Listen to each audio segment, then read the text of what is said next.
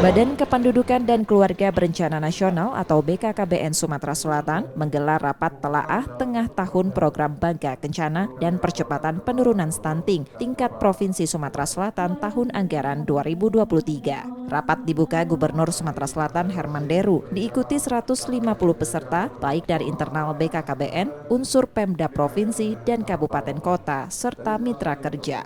Telaah tengah tahun bertujuan guna mengevaluasi capaian program Bangga Kencana dan percepatan penurunan stunting, serta merumuskan strategi dalam percepatan keduanya. Awal tahun lalu, prevalensi stunting di Sumsel sudah ditekan hingga 18,6%.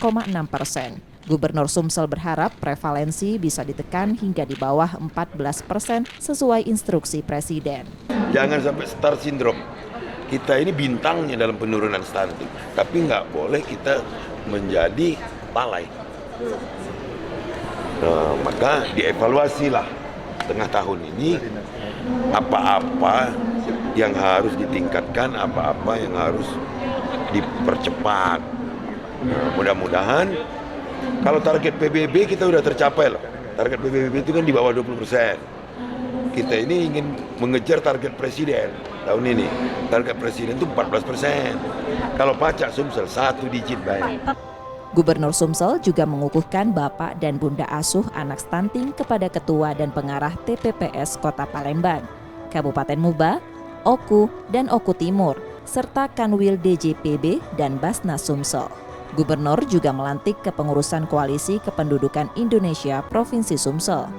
Sementara itu, BKKBN juga memberikan penghargaan pada daerah yang mencapai pendataan 100% pada pelaksanaan pemuktahiran pendataan keluarga tahun 2023. Dari pendataan tersebut akan dapat diketahui capaian dalam percepatan penurunan stunting di Sumsel.